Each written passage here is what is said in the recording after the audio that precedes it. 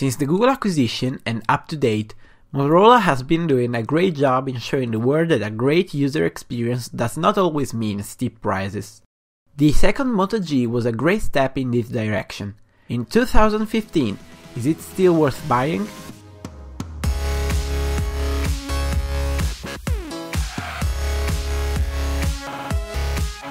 The Moto G 2013 was a successor to the already successful first generation Moto G.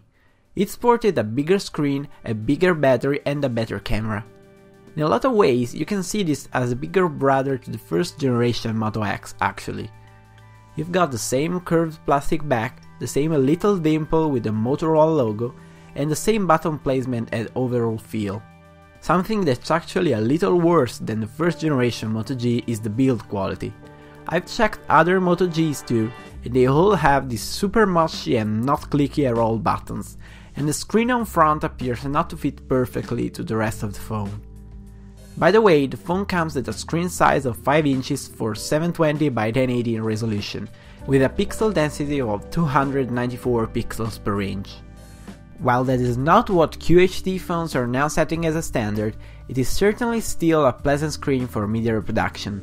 It is big enough to watch videos and movies, but small enough not to make you notice the low pixel density.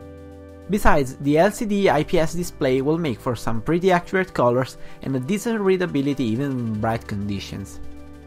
Moving inside, you'll find a Snapdragon 400 clocked at 1.2 GHz and paired with 1 GB of RAM. This is not the latest processor in the world, but you probably couldn't tell if you didn't already know. Everyday activities like browsing the web or watching videos are actually surprisingly fast for this kind of device, and the lower screen resolution helps in keeping it an easy task for the CPU. It can handle decently almost every game on the Play Store, but the lack of a bigger RAM will be clear when multitasking. Exit from a demanding app and the phone will have to restart it if you want to use it again.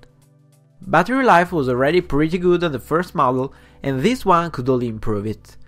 The 2000 mAh battery will be enough for a full day of use, but unless you're a really casual user, you won't have any juice left for the next day.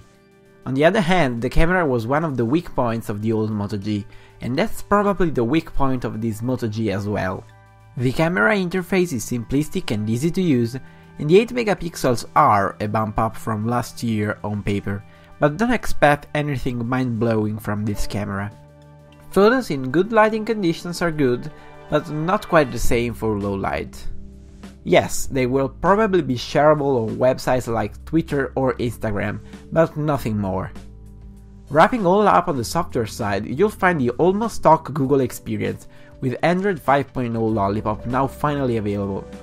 The clutter-free system makes for a smooth, pleasant software experience that won't cause you headaches and will stay nice and clean wherever you look. Where Motorola intervened, however, it was always for good. Apps like Motorola Assist or the notification peeking from the lock screen are understated but useful additions, and they integrate perfectly with Google's vision. Of course, the best part of the Motorola Moto G is the price. For $180 you'll bring home an 8GB unlocked Moto G with the possibility of expanding the memory via microSD card. So in the end, is it still worth it? This Moto G won't offer you the most amazing display in the world, it won't be the thinnest phone in the world, and neither it will offer you the fastest processor around. But that's not what this phone is all about. If you're looking for everything that a modern smartphone should have, and you don't want to spend a fortune, you couldn't most probably find something better. On the other hand, if you can reach for something a little more expensive, then the right choice would be something like the OnePlus One, which by the way is now finally available without that whole imitation horror. So that was it for today. I hope it helped making up your mind, and if you did, be sure to hit the like button down here. Also, if you want to hear from us, you can check my Twitter page right here, or our Twitter page in the links below. Thanks again for watching, this was Joe, and I'll catch you in the next one.